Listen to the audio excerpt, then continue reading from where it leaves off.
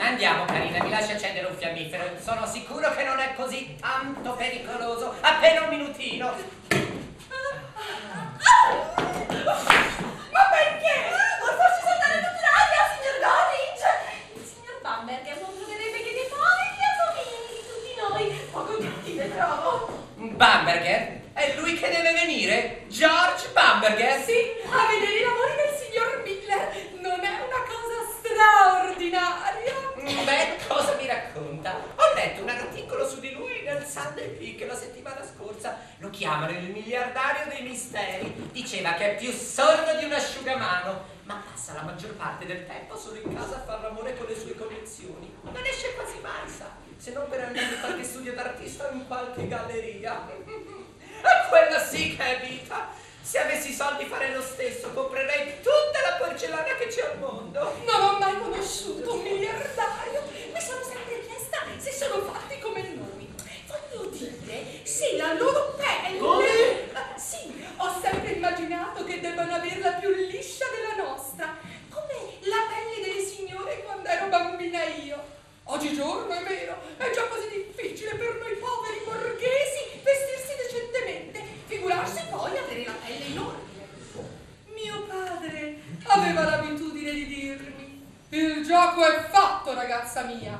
Noi della classe media siamo più morti di un tacchino arrosto. Povero papà, che bella immagine! E come aveva ragione. Cos'era suo padre? Un libero professionista? Era un uomo di Dio, colonnello. Arrivano questi drinks, passerotto. Un minutino solo, papà. Vuoi che ti dia una mano? Bravo, passa questa limonata a Miss Furnival. Sì, eccomi. Così suo padre era un religioso. Niente affatto, colonnello. Era un santo. Penso un po' che proprio oggi ricorrerebbe il suo compleanno. Io ringrazio il cielo 1000 volte al giorno per averlo fatto morire in tempo per non vedere la mondialità e la maleducazione della vita di ogni giorno. Come ha ragione Ferri, la maleducazione di certa gente oggi è al di là dell'immaginabile.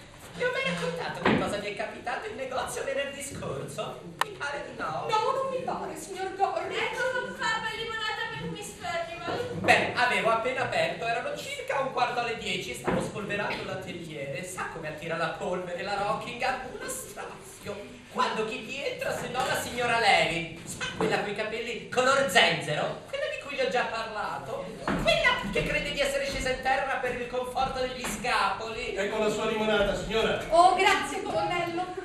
Beh, aveva in mano un vaso che l'avevo venduto la settimana prima, un regalo di compleanno per una battusa che la fornisce di un po' di sbatacchio, dal quale, da come ho capito la situazione, spero di raccattare tutto il gruzzolo non appena quello le finisce sotto il marmo. Lei sa come capisco al volo la gente, Ferri. Ebbene, è un gancio, glielo dico io, una vera gazza. Se mai ce n'è stata una al mondo. Oh! Cribbio e poi cribbio! Una sedia a dondolo! Ma da dove salta fuori questa? Ah, sì, attento, sta insieme per miracolo. Gliel'ho detto a Brin più di una volta.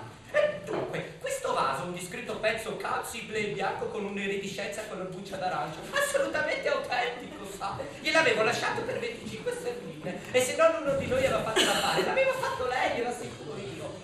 Beh, quella mi si catapulta in negozio tutta saltellante. Il pettinato non le dico, sa? Come una battona. Alla francese, sa? Una pettinatura che sarebbe stata male una ragazza con la metà dei suoi anni e il doppio più bella. E sa quello che viene a dirmi quella strega? Signor Govic, mi dice, lei è imbrogliata? No! Sì, imbrogliata proprio così. Signor Gorringe. Sta parlando. Ah sì, dico io. E come sarebbe successo, signora Levitt? Beh, dice lei, per cosa ho portato questo vasetto da Billy Everett a Portobello? E lui sostiene che non è affatto quello che diceva lei, il cinese rarissimo. Dice che è una paccottiglia inglese 800. Ah sì, dico io, calmo. Io rimango sempre calmo quando mi toccano sul lavoro. Sì, e come sarebbe successo, signor Levitt? Cioè, sarei grata se mi rendesse il denaro che le ho dato. Oh, che cosa antipatica, signor Gorringe. Ma che succede? Ci voleva della soda? No! Conto fino a 10 10 e poi mi scoppia la gomma, vero? In primo luogo dico, non mi è mai capitato che un cliente mi vada a fare un controllo dietro le spalle. In secondo luogo, Billy Everett è più ignorante di una bicicletta e non distingue un tang da un ting. E in terzo luogo, lei è anche più ignorante di lui. No! Sì, e anche peggio. Dico, lei ha in mano una brocca celebrativa dell'incoronazione del 53. Ha un vaso di minore cinese e lei non è neppure degna di reggerla fra le mani. Non torni più, le dico. Non oltrepassi più la soglia del mio negozio, mai più. Perché se no, signora Levitt, non rispondo delle mie azioni. Bravo, signor Garridge. È stato grande. E tenga, qui c'è il suo gin, se lo merita. Oh, grazie, era una catasta in fiamme. L'avrei strangolata. Dove sei, poverino? Sono qui, piccola. Che brutta Ecco, strega ecco. schifosa, sgualcita, Sì, trinzosa. Viene a parlare di ceramica a me. Lei si interessa di porcellane, colonnello? Oh beh, non credo di intendermene molto, signora.